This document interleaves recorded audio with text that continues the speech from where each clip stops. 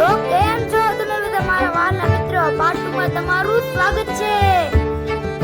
અમારે જવાનું હતું શિવરાજપુર બીચે, પણ હવે અમે ડાયરેક્ટ જઈ રહ્યા છીએ બેટ દ્વારકા. તમે જોઈ શકો છો સામે દેખાઈ રહ્યું છે શ્રી કૃષ્ણની નગરી દ્વારકાનું મંદિર. રોડ ઉપરથી જઈ રહ્યા છીએ, મંદિરનો નજારો જોઈ શકો છો. હવે આવી ગયું છે સુદર્શન સેતુ બ્રિજ. ચાલો જાણીએ સુદર્શન સેતુ કેમ એટલો ખાસ છે. વાદળી સમુદ્રની છાતી પર પથરાયેલો આ વિશાળ બ્રિજ માત્ર સિમેન્ટ અને સ્ટીલનું માળખું નથી, પણ આધુનિક ભારત એન્જિનિયરોએ ચમત્કાર છે, જેણે સ્થાનની સફળતા અત્યંત સફળ અને અદ્ભુત બનાવી દીધી છે. જી હા, આપણે વાત કરી રહ્યા છીએ દેશના સૌથી લાંબા કેબલ સ્ટેટ બ્રિજની, સુદર્શન સેતુની. એક સમય હતો જ્યારે મુખ્ય ભૂમિ ઓખાથી ભગવાન શ્રી કૃષ્ણ નગરી બેટ દ્વારકા જવા માટે શ્રદ્ધાળુઓને સંપૂર્ણ હોડીઓ ફેરી બોટ પર નિર્ભર રહેવું પડતું હતું.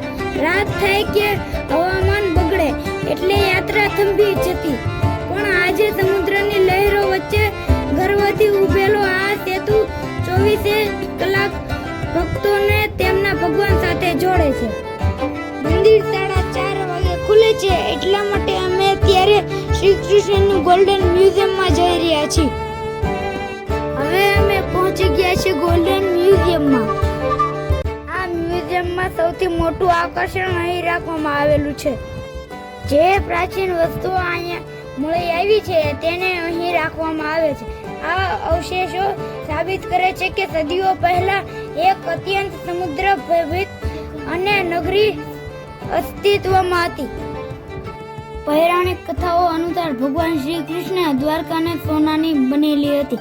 આ મ્યુઝિયમ એ જ સોનાનો વૈભવ, ભગવાન શ્રી કૃષ્ણ જીવનકાળની ઝાંખીઓ અને તે સમયની કળા સંસ્કૃતિ, આધુનિક ટેકનોલોજી અને સુંદર મોડેલે દ્વારકા દર્શાવવાનો પ્રયાસ કરવામાં આવે છે. જ્યારે તમે સુદર્શન સેતુ પાર કરીને બેટ દ્વારકાના મુખ્ય મંદિર દ્વારકાધીશના મંદિરના દર્શન જાઓ ત્યારે તમે મ્યુઝિયમની મુલાકાત લેવી એક અલગ જ અનુભવ છે. આ મ્યુઝિયમ માત્ર ધાર્મિક જ નથી, પણ ભારતના ભવ્ય ઇતિહાસ અને વિજ્ઞાન એક જ સુંદર સરગમ છે. જો તમે ટૂંક સમયમાં બેટ દ્વારકા જવાનું પ્લાન કરી રહ્યા હો તો ઇતિહાસને નજીક જાણવા માટે આ મ્યુઝિયમ ચોક્કસ જોવા જેવું છે.